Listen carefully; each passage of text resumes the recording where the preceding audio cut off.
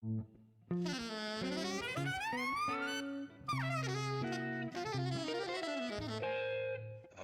Jazz.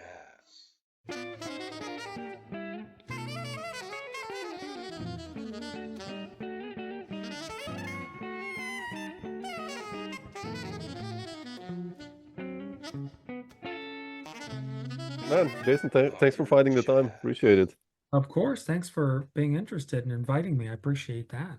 Yeah, I mean, I've known your music for, well, at least 15 years, I would say, or Oh 10. my gosh. And, Wow. and played with many guys you play with and talked to many guys in your band. Actually, almost all of them. Well, no, Drew, Chess, and yeah. Anyway, but I want to start our talk with Ancestral Numbers, and which is your latest one.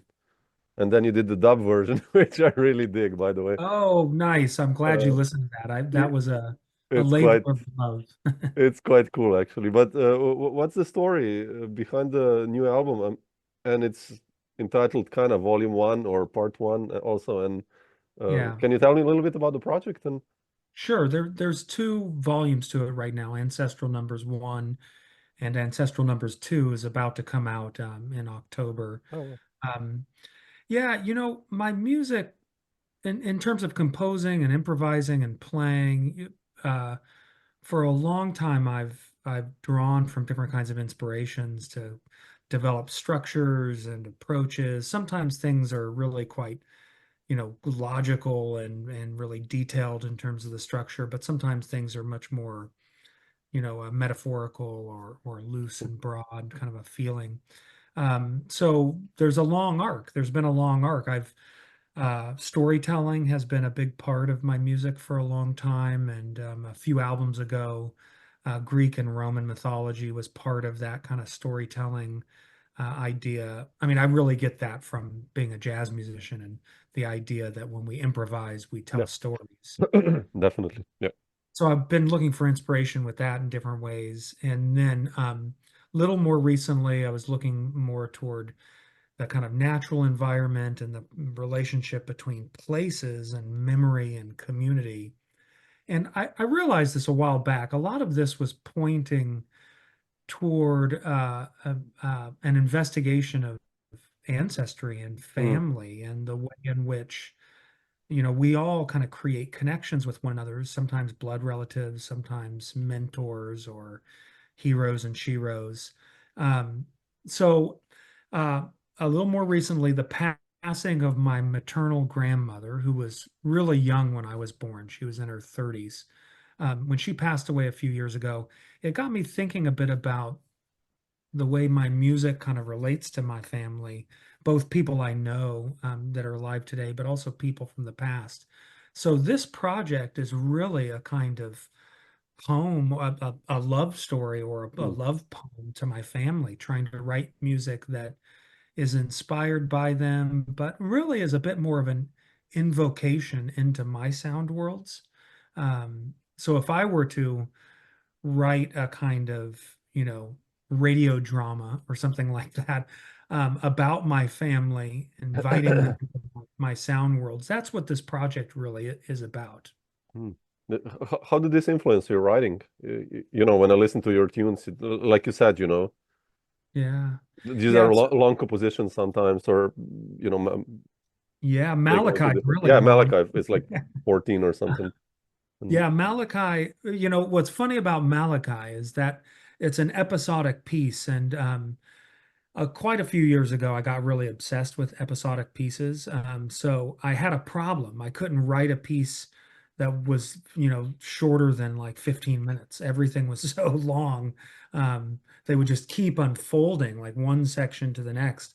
So I've been trying to fix that. And this is all a joke, but I've been trying to fix it and write short tunes that are like 3 minutes long. Um, but Malachi is a bit more in that older form. mm, Malachi, some people will immediately assume that that was, inspired by Malachi Malachi from the favorite. Art Yeah, Ensemble yeah, of yeah, yeah, Chicago. yeah.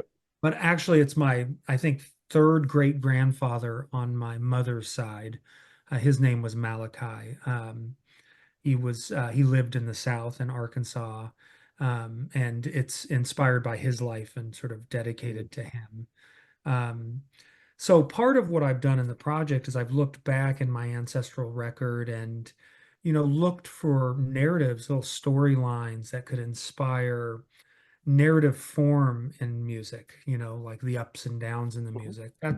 That's part of it. And in those stories, there are stories of immigration, kind of classic American stories of immigrants from Portugal or elsewhere in Europe, things that happened over time, internal migration in the United States from the South, kind of an agrarian situation, to the military during World War II, to the West Coast. That's all in there. There's another layer of inspirations which has to do with numbers, the kind of numerology that's in my ancestry. So some people know this. I've been gradually letting people in on the not so secret secret. So the number 17 is a really important number in my family. So the title track, Ancestral Numbers, which on the first album, it's an alternate take.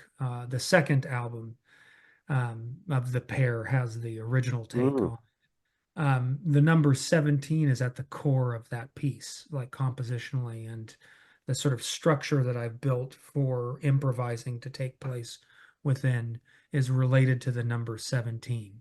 And in my family, there was a series of oldest born in each generation being 17. Well, what's the best way of putting this? I always struggle with how I say this. So my mother was 17 when she had me. Her mother was 17 when she had her. Oh, wow. And Okay. that's my grandmother. And then my great grandmother was 17 when she had my grandmother. So 17 is this really interesting number in my family. I'm the oldest in my generation. I did not have a child when I was 17. Yeah, that would be spooky, man. That actually.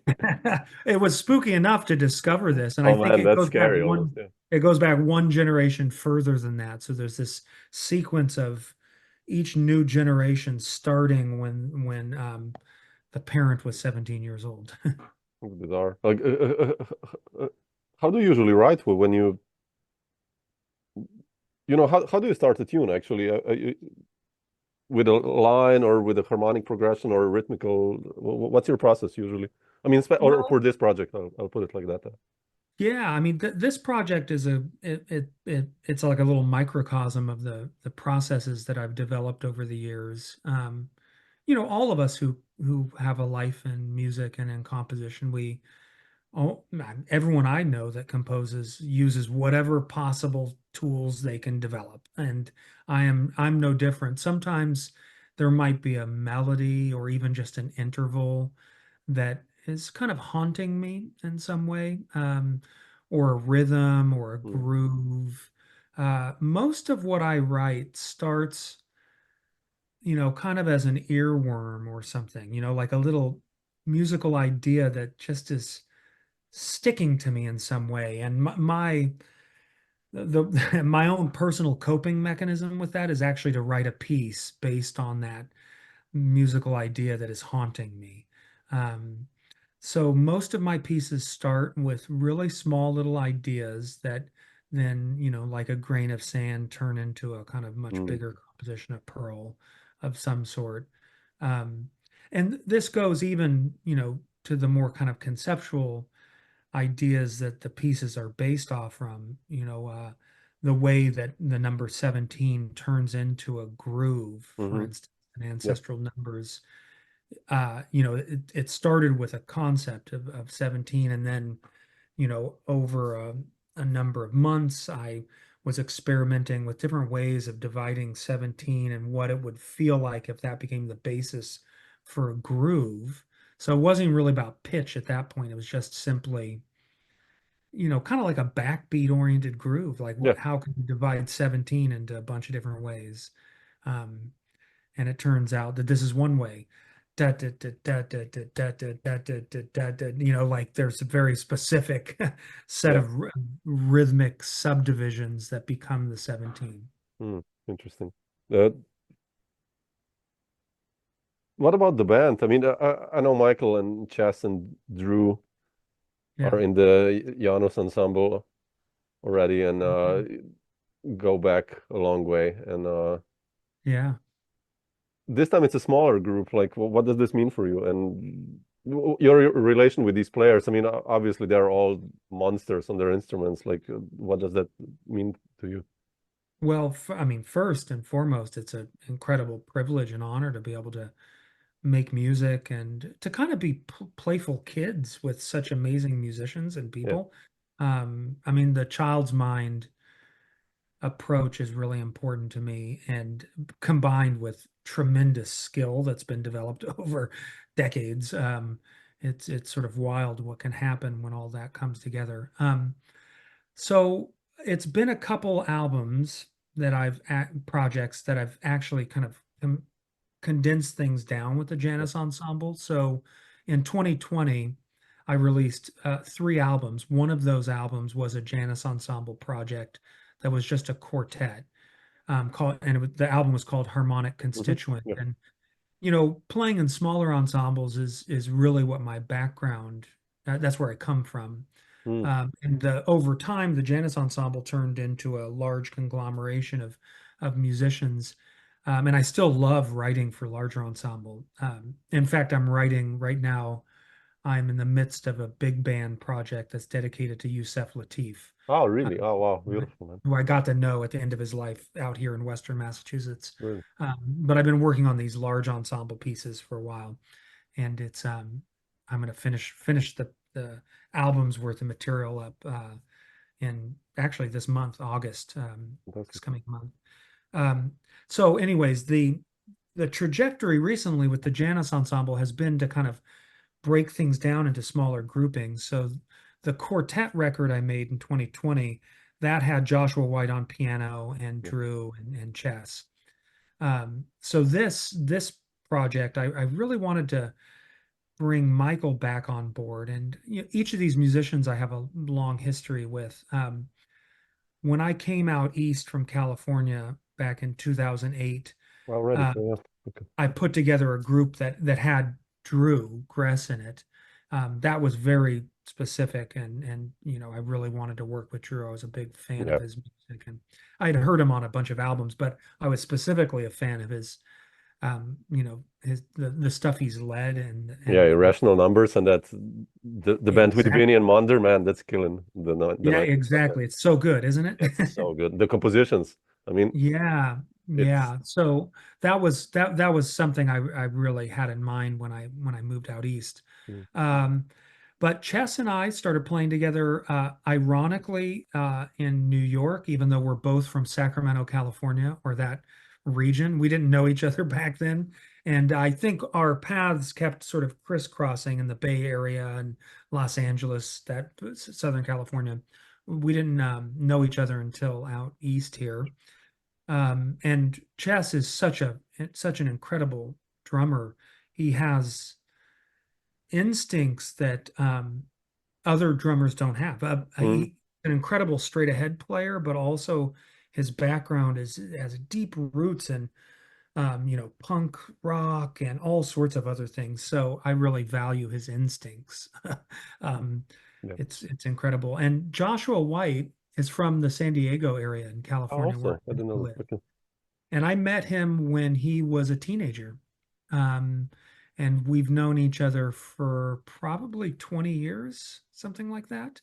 And he's very much a Californian. He lives in the LA area now. He's played with Mark Dresser and a bunch of other people. But it's always a joy to bring him into projects and to have him be kind of in the middle of things in New York too. He's a really incredible player. The depth of his expressiveness in playing is there. I haven't found the bottom of that yet. It just keeps going. He's really amazing. And then Michael Dessen, he's really my brother. We had a band together for I think 13 years called Cosmologic. Quite a long time ago. But we if there is such a thing as two horns played by one breath, I think that's how it feels playing with Michael. We know each other's instincts really well, and the kind of blending, the Yeah. sort of horn section stuff is it's incredible. I just love it. It feels so good. And he really is a brother in many ways. Mm. Yeah, I love it because it's a trombone and saxophone, and the usual would be like sax and trumpets, but it's Yeah, trombone. It's such a nice beast. I love the sound. It's just like, it has something, and yeah. beautiful to hear that. Yeah. Yeah, and his tone, Yep. I mean, he and I are really into the idea of tone and developing a sound on our instruments. Um, and he was a student of Yusef Lateef and has all these roots out here in Massachusetts where I'm at now. And we were both students of both George Lewis and Anthony Davis. Okay, That's there's the how connection. Okay. Yeah, that's how we met, was actually in San Diego in graduate school. We were in the same program, and became fast friends and collaborators. That was I think we met in probably 1997, 1998, Wow. um, Yeah. and been playing ever since. Mm. So there's the connection with Anthony Davis, right? Because you were his Yeah, student, or okay, yeah, I didn't know yeah. that. Okay. Student, and I've been very blessed to be able to play with Anthony as well. We released an album. Yeah, I saw that. Yeah, yeah, incredible. Yeah.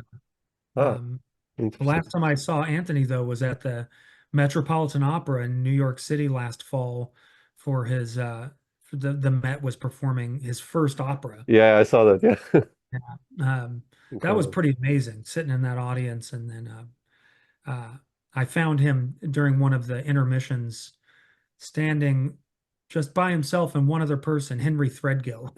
Oh They were wow. they were talking. I had even though Threadgill has been an incredible inspiration to me, this was the first time I met him, was there with Anthony, in the one of the balconies of the Met last fall. That must have been a nice meeting, man. That's like I love those guys, Anthony It and was Henry. incredible. He's my Yeah. hero, It's like Yeah, two Pulitzer Prize winners standing there by themselves. That was a bit surreal.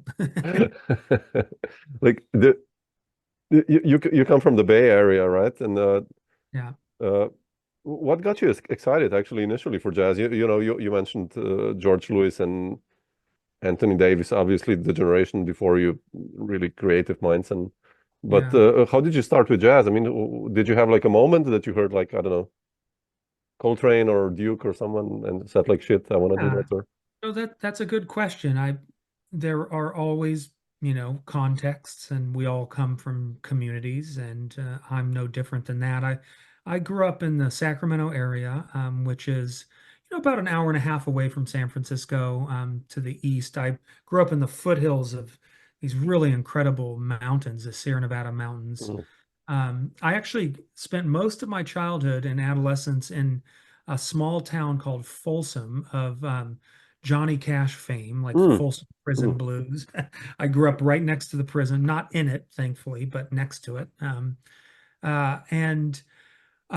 when I was in middle school and high school, I was really blessed with some incredible teachers. In middle school, I had a teacher named John Maloney, who was a professional bassist as well as a band director, and he decided to form a Motown style review with us Mm, kids, and they needed a fantastic. saxophonist. So my first solo was James Brown's "I Feel Good," the sax solo in that.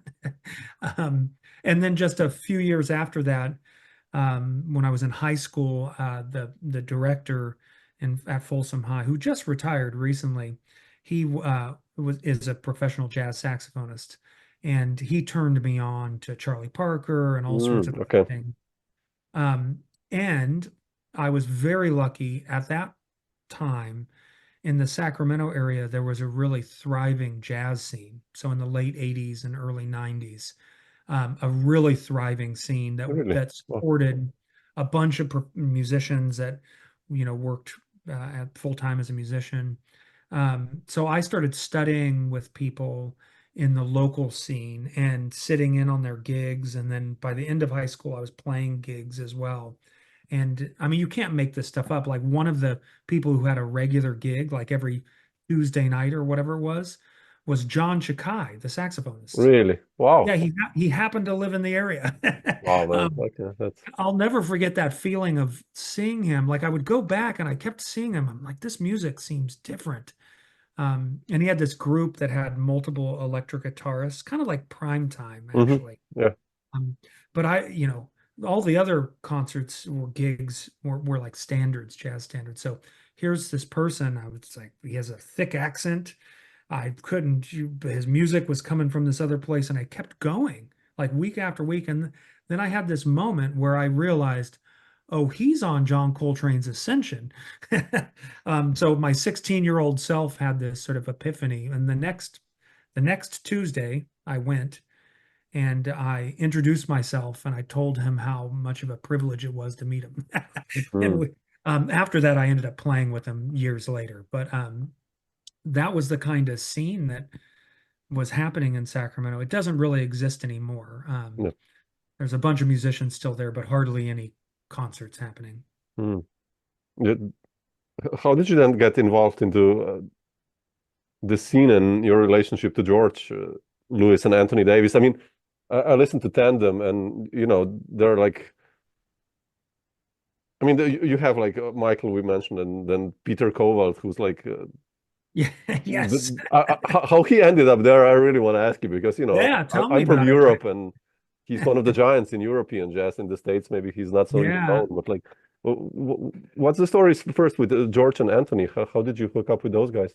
So at a certain point, like if I fast forward, bunch of years, I was living in the San Francisco area, finishing an undergraduate degree, degrees actually, but 2 degrees, one in philosophy and another one in jazz studies.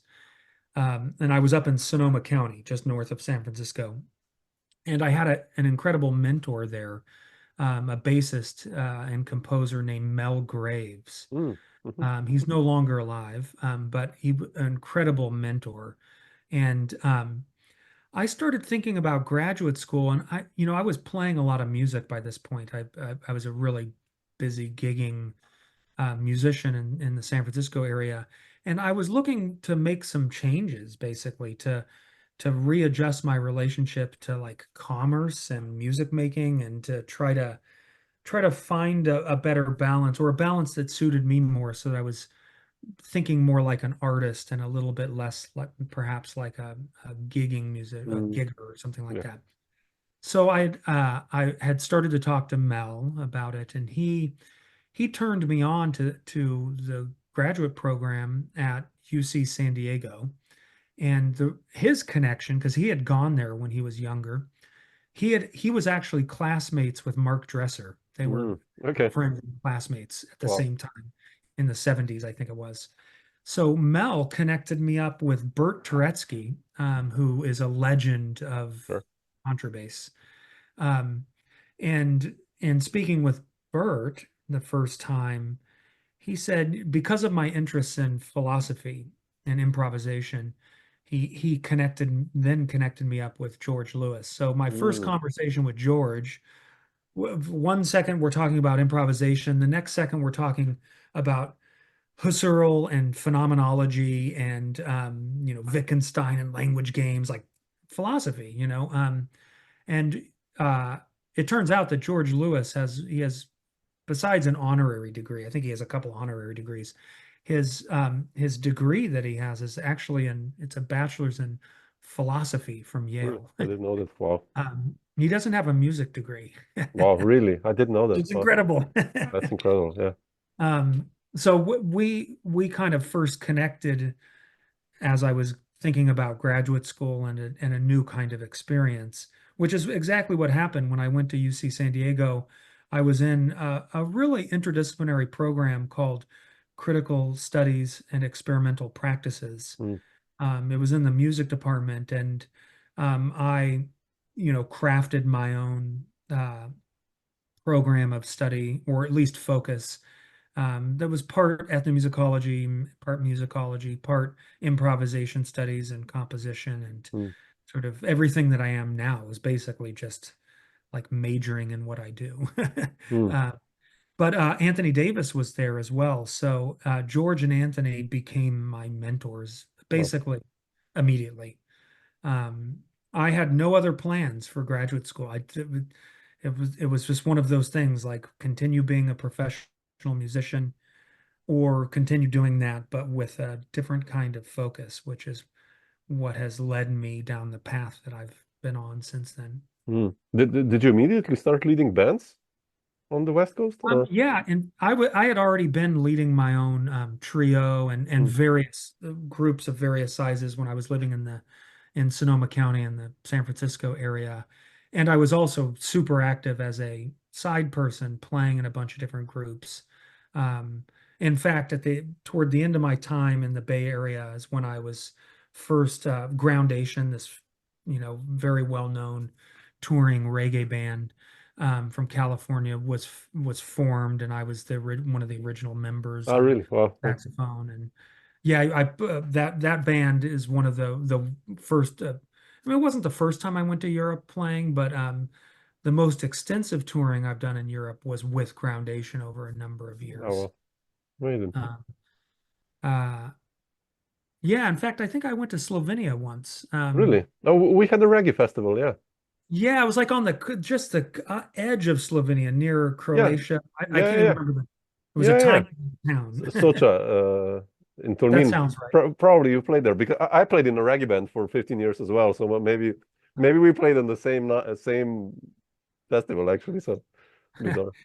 One thing I remember about that festival was waking up in the tour bus. We had been on the road for a long time, and we woke up and the bus was like shaking, and I think we might have still been in Croatia. We had to go a little bit into Croatia, and we were on a small two-lane road that had these old Roman ruins right on the sides Mm. and the bus was stuck. Oh shit. It was too tight. Everything ended up being fine. Our precision German driver got us out of that situation. Yeah, every reggae band needs its precise German driver. I Actually. know the rest of our crew was French, so which basically meant when we were in England, everyone was unhappy, except for the members of the band that spoke English. Bizarre. Uh, uh, what did you learn the most from George and Anthony, actually? I mean, regarding music, I'll put it like that, if we put aside philosophy, but like especially Yeah, improvisational techniques, both of them are like, or compositionally. yeah. I think with both of them, I still continue to learn lessons. I mean, they're still friends of mine, and I'm in Mm, touch with them regularly. Um, but I think at the core, I've had a sense of what a life in music is. mm. Um, and both of them have given me a lot of confidence in the idea that in pursuing one's musical vision, there is value there. Um, so maybe it's because of, I'm slowly getting a little older. We all get a little older. Now I'm just starting to really realize that the sounds I have in my head, the kinds of compositional and improvisatory ideas that are, like I said, haunting me earlier, that Yeah. are captivating me. I've learned to lean into those and to have confidence in that. That there's something really valuable there. And I think that the point is to be oneself in the music that you make. Uh, it's so obvious now, but that's the lesson. That's Yeah. been the core lesson from George and Anthony is, giving some confidence to myself, to oneself, in the need for sticking with one's ideas. There's a bunch of ways that this has transpired for me, like the idea that I'm not trying to just, make music that's modeled on any one particular Yeah. thing. Yeah. I'm just making music that is myself. And sometimes the music is quite abstract. Sometimes it's really groove based and body oriented and about dance and movement. All of that the confidence to pursue that with confidence is what I think George and Anthony have shown me. They've Mm. both done that in their Yeah. own musical Yeah. lives. Also, I mean, with both of them, they're incredible thinkers, and there's all sorts of shenanigans around music that encourage people to not be intellectual or to, like all sorts of odd assumptions about what music is and isn't. And to Yeah. me, George and Anthony showed me that it doesn't really matter, like that music it can be intellectual, just Sure. like it can be very somatic. So I've been really inspired by that. I mean, George is literally a genius. He has a MacArthur Award, Yeah. and being around George, one is really struck with how interconnected things are. Like, ideas about culture are totally connected with ideas about how music can be put together, just totally connected to larger ideas about epistemology or ontology or the ways of looking at the world. Um, all of that. That's been a big inspiration with both of them. The kind of intellectual engagement with the world around you. Yeah. Yeah. It's like being around such people. It's like also these talks that I do, with you guys. I'm always like after an interview, like, shit, man, I should practice. I should compose right now, and you get motivated because you're like, oh, Hopefully it's inspiring. I mean, that's yeah, kind of the idea, is to stay. yeah, Here's my little challenge to myself. I've been trying to stay kind of in a, as much as possible, stay in a kind of inspired mode, basically, how do you do like, that? I don't know, if you figure out how to do it, you tell me. Actually, to be honest with you, recently, what has been providing a kind of pathway for that is some of what I was describing about the influence of George and Anthony, a kind of confidence about actualizing the sounds that you Mm. hear, and feeling how those things are connected to larger things in life. On this tour that I was just on in Europe, Yeah. we played a bunch of music, but original compositions and improvisations. But one of the pieces we were playing was this piece I wrote called Jug Handle. It's dedicated to my great grandfather. And it's like, as far as trying to write something that's like a lullaby, it's the closest I've gotten to that. And it's dedicated to my great grandfather, who was really important to me when I was a child. Mm. And playing it, like we played it at a handful of gigs, it just felt like he was there. Mm. Like it was like an invoking of his spirit in this particular way, not in some scary kind of horror movie way. No, quite the opposite. It's like this feeling of presence and love. That's what I've been trying to stay in, Yeah. since then, is I think having a kind of meditative openness to everything that's around, kind of like Pauline Oliveris's deep listening. Hmm. I think that's a path. That's the one that's been with me recently in terms of staying in an inspired state, just trying to really be open to what's going on around us. Mm. That's important. Yeah. Yeah. Yeah. So sometimes it's hard to get, like, life gets in between, you know what I mean, many times, and you're like, Life and lack of sleep and yeah, exhaustion, like on tour, it's oh like man, the exhaustion kind of sets in, and the trick becomes finding balance so that your body isn't getting in the way of that inspiration. yeah, yeah. I had this problem like last year. We did like a 16 gigs in 17 days, That'll and do like, it. man, a gig 9, I was sick of myself, of my playing and everything. Like, shit, man, how, struggling like mentally, Yeah, how to stay fresh, and it's just your own issues, and yeah. the audience changes obviously, but still, it's an interesting process actually, how to keep fresh. It And is, yeah, and it's kind of I don't know if you have the same experience, but being that busy on the road, you can go through phases. Like Yeah. you get really tired and you sort of break through that to another sort of well of energy or of Yeah. focus, and you're there for a while, and then you find yourself falling off from Yeah. there, and it happens again, Yeah. Yeah. No, I just imagine sometimes when bands had 3 months on the road or something like that, or even longer, how that must have been. It's like a roller coaster ride, like going up and down probably, or Yeah. so. My two most intense experiences touring. One was, well, they were both with Groundation, and one was a 6-week tour with something like 15 countries and like 40 gigs. Like it was That's just, brutal. Wow. it was really intense. That was in Western Europe, and we went as far as Greece, and we were in Scandinavia too, and then Oh man. all over Western Europe. And then another tour was a month long, a little over a month in Brazil. Wow. And Brazil is a kind of place where you really have to like be in an airport most days to tour like that. And that's pretty rough. Like play a 3 a.m. set at a festival and then basically go straight from the concert to the airport That's heavy. and then Man. repeat. And it's like, ouch. Yeah. Fly and always have a layover in Sao Paulo. Um, I learned some things about myself on those tours. Oh man, yeah. It's heavy. It's not easy.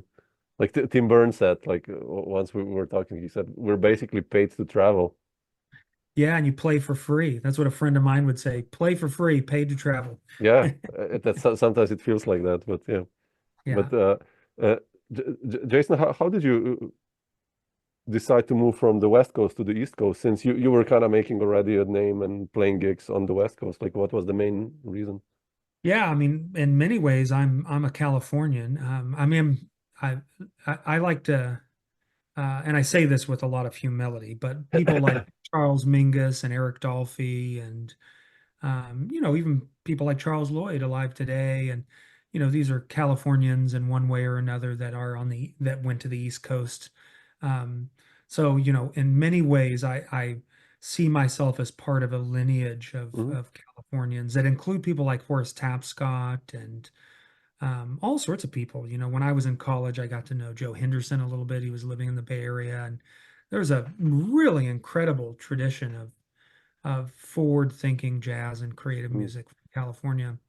Um, I have been on sort of dual paths. One is my life as a creative musician, composer, performer, and then I'm also a scholar. I do written research, published on subjects like improvisation and Mm. technology and interactive technology.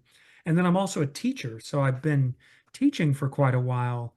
And my path has led me to teaching at the college level. Wow.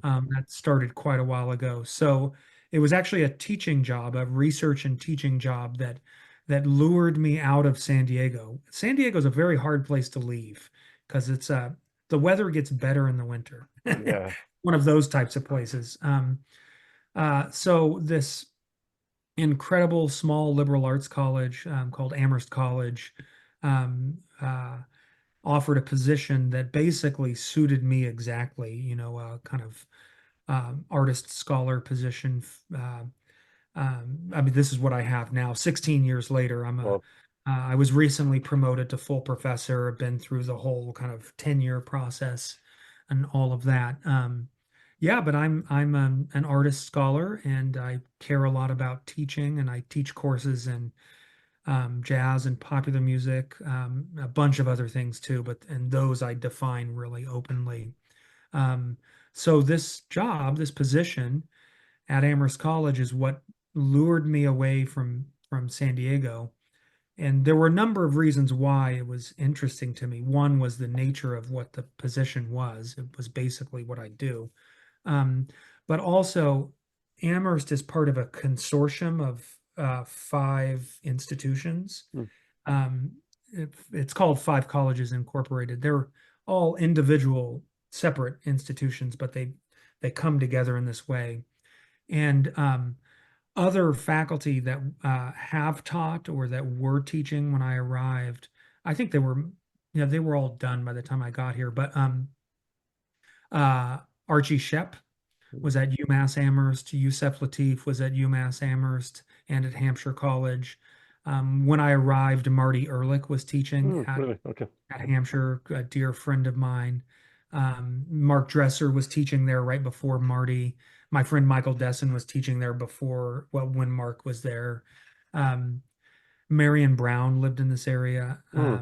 Taj Mahal is from this area. There's all this, like this was part of Yeah.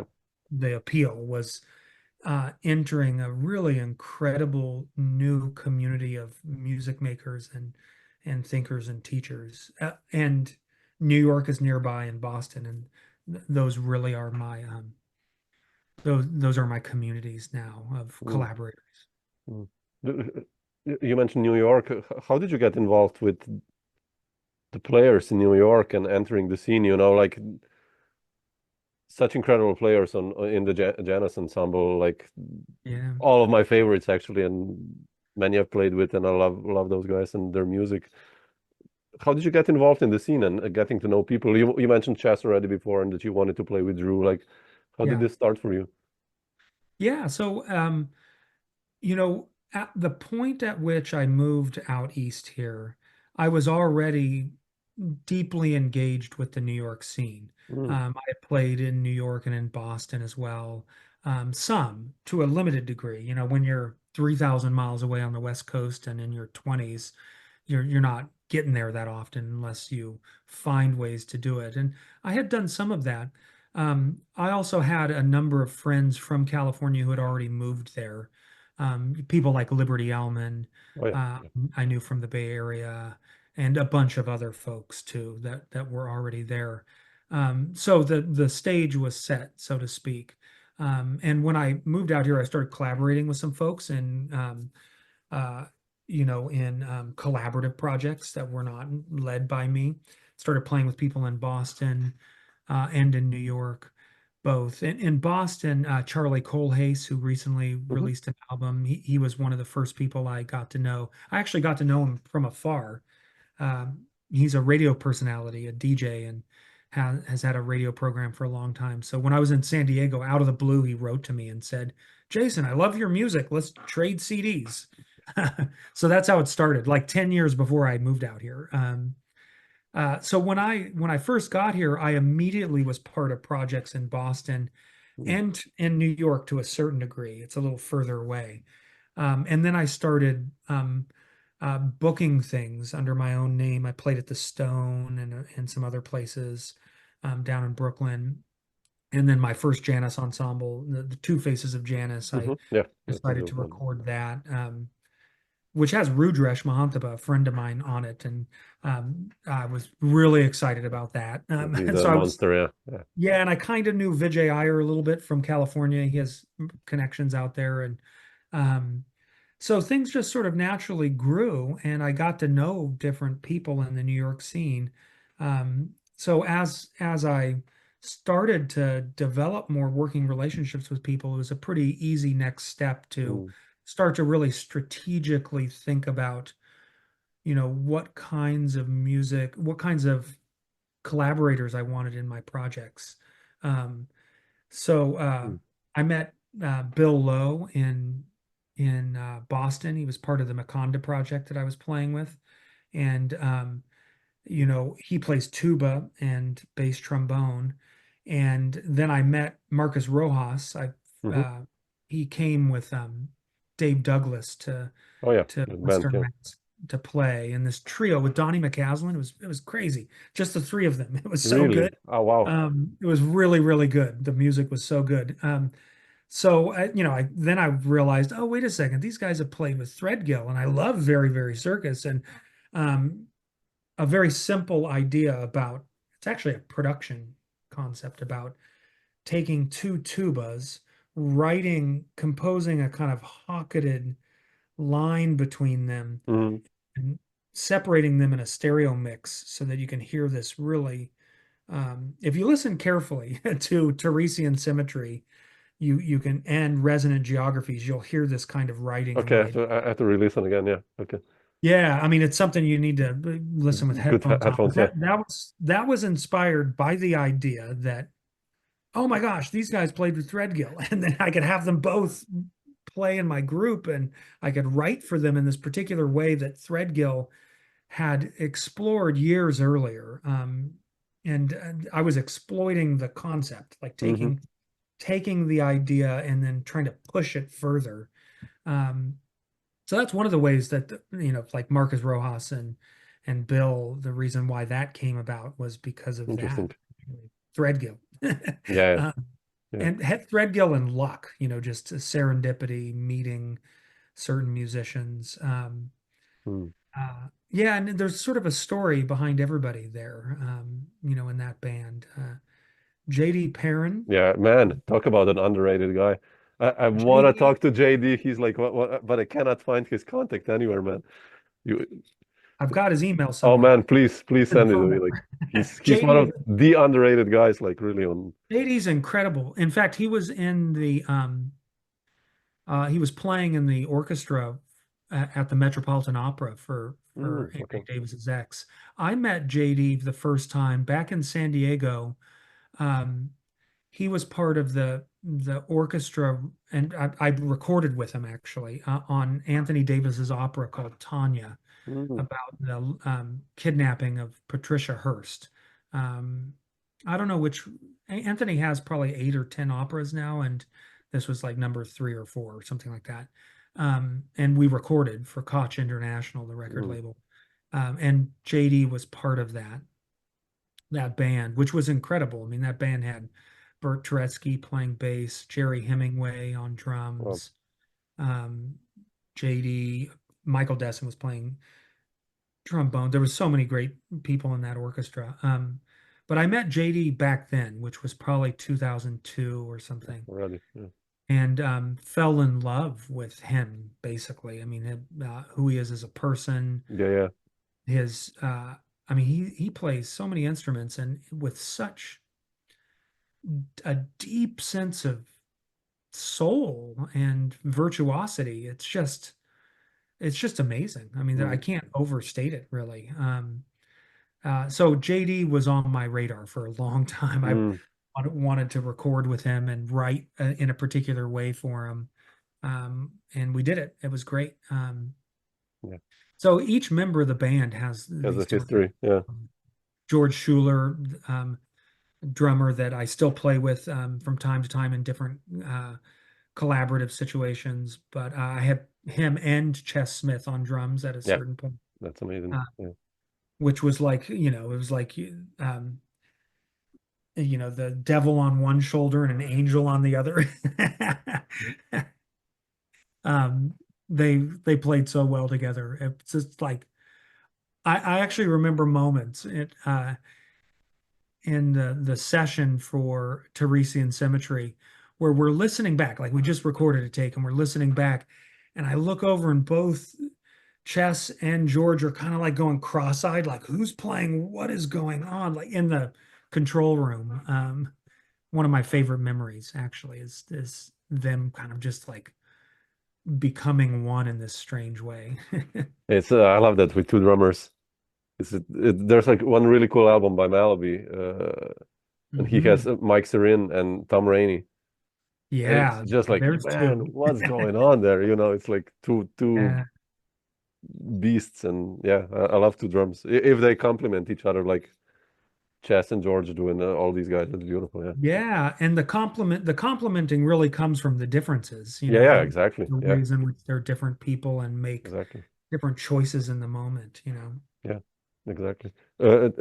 Not to take too much of your time, Jason, but like, how did you decide to do the dub version? What's the story behind? I Oh, mean, yeah. I know now that you have a reggae history. That I didn't know about that, but like, still, Yeah, so I've played a bunch of reggae music. It's not a really active part of my musical life today. yeah, It was when I was younger.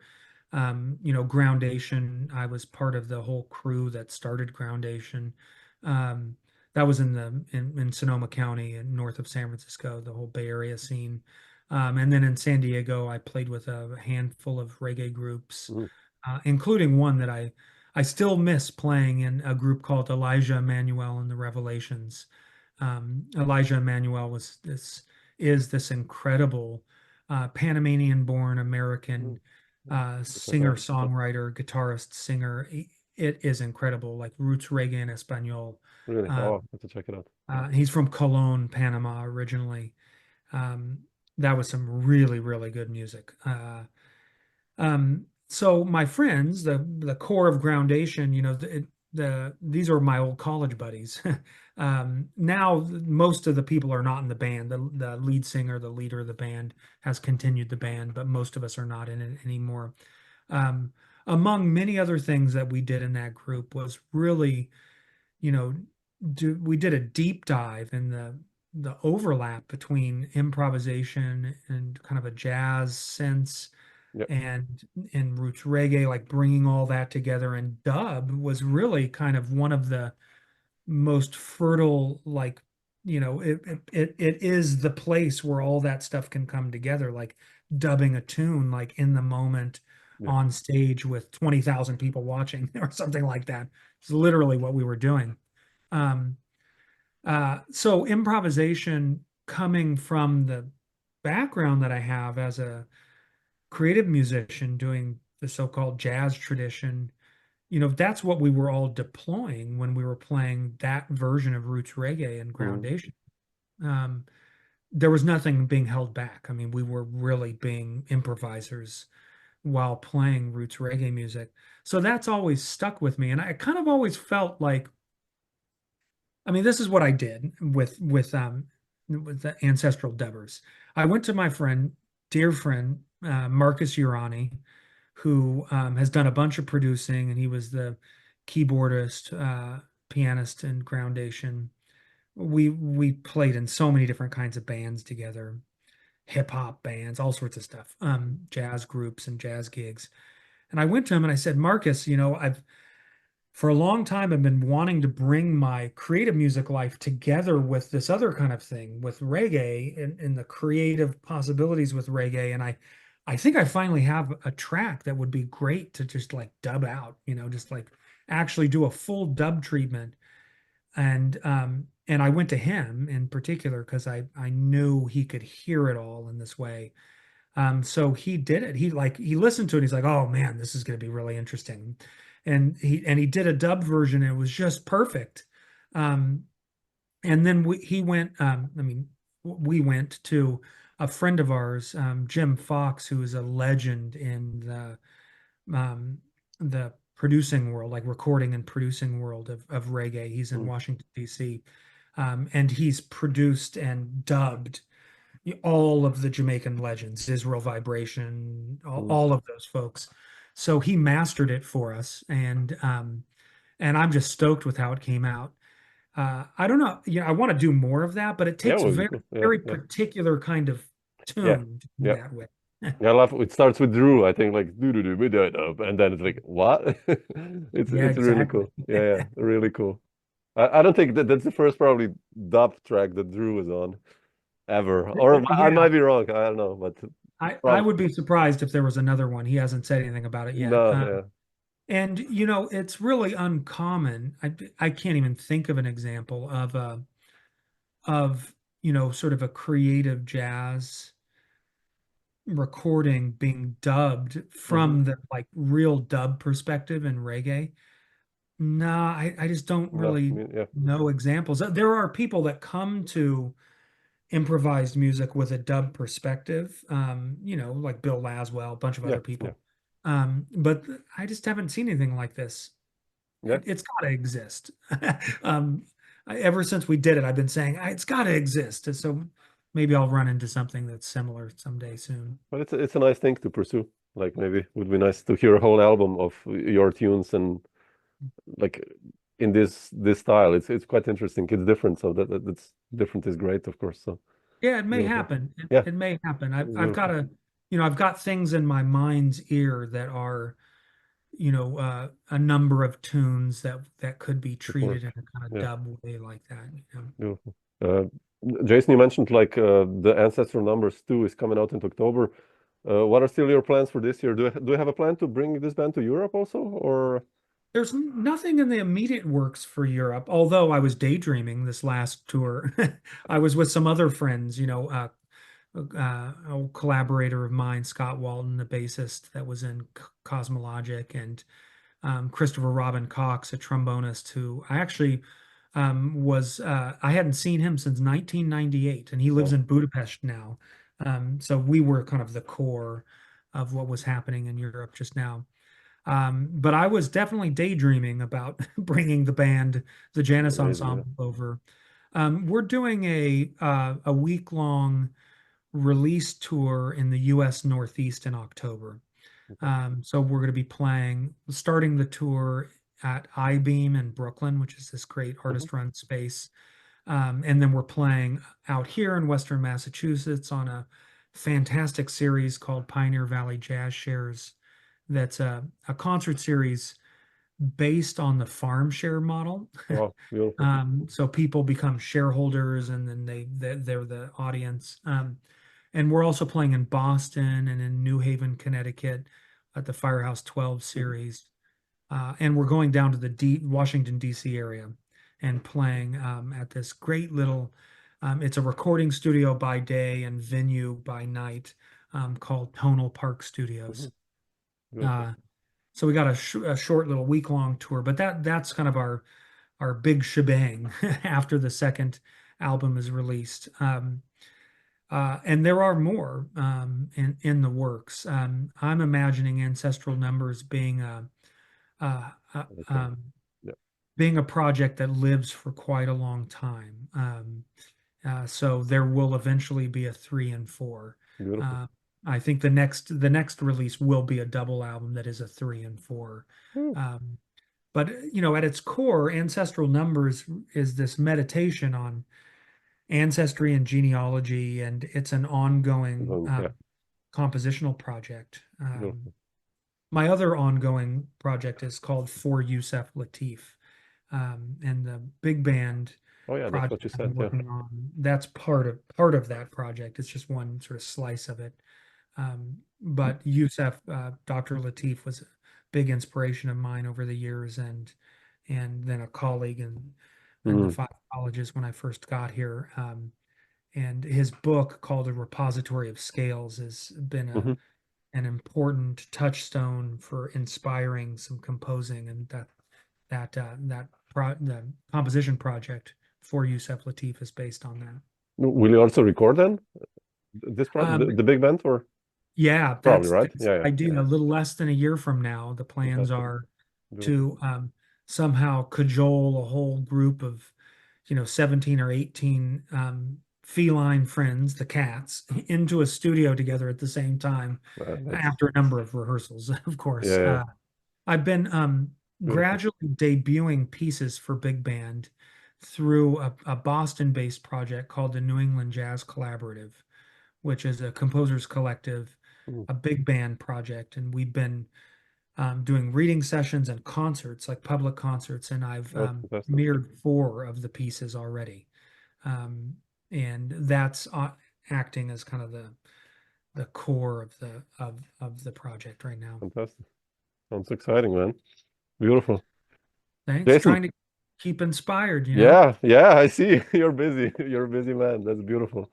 Well, but thanks for sharing some of these thoughts, man. I really appreciate it. Thanks And for asking such insightful questions. I appreciate it. yeah, it's nice to hear you talk about it because I knew there's more behind it when I listen to your music. It's like you said, it's stories. I love that. It's not just like a hat and blowing, and that's kind of Yeah, I mean, even in so those yeah. situations, I think there are stories, right? There And are, yeah, can be, yeah, yeah, um, I yeah, think I'm like anybody else, just trying to make sense of life in this world, and the stories we tell each other in sound and in words yeah, are just one set of tools in understanding yeah, it all. exactly, yeah. And otherwise, so when you're in Europe next time, drop me a line. We can get together and play or have dinner I or whatever. Let me I know. will. My friends that I was just on tour with, the idea that kept percolating was was the Balkans, actually, Serbia and Croatia, Yeah. and so that may be the next, kind of adventure tour we do, is Yeah. in that which is not far from Oh, it's Slovenia. close. So it's close. Yeah, I mean, the only problem with going to the Balkans is there are not so many gigs, venues that pay actually, and that's a bit a yeah, shame. It's a beautiful, I mean, it's beautiful, beautiful places, but yeah, to get a tour together, I think I just played Skopje twice and Belgrade, the festivals, and that was it. Like there are no clubs per se, like yeah, yeah. so that's the only down point. But yeah. Yeah, Yeah. I'm a big fan of sort of culture from the bottom up, and I like playing in situations where people are kind of putting together um, Hmm. homegrown kinds of things. That I'm always interested in trying to help scenes develop, Yeah. and connecting on Mhm. a real human level with people in that way. Um, so we were kind of thinking about all of that when we were on tour. This tour was crazy though. We played in a cave in Occitania, France, and Ooh, okay. in a 17th century flour mill. And then right in front of these like 6th century walls, these ramparts of a former compound. Wow. France was amazing. And then we went and played, in Prague and Budapest, which was a whole nother Different. Yeah. set of wild. In fact, we had a problem in Slovakia and had to get off the train and take a cab all the way from there to Budapest Oh because shit, man. Okay. there had been a train crash the day before. Wow. That's okay. Uh, I There's mean, traveling, touring for you.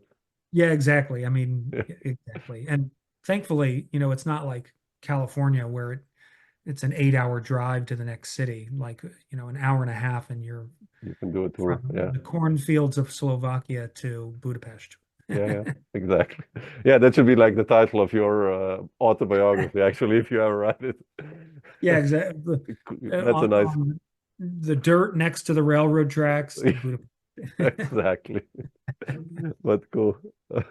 Man, Jason, I'll let you know when this is out. I'll send you a link and Okay. everything. And Thanks, but Samo. thanks again so much for sharing some of these thoughts. It was beautiful to hear you talk. It's great to talk with you, and hopefully the next time it's in person. Yes.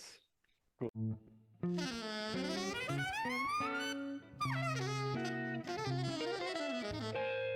Dr. Jazz.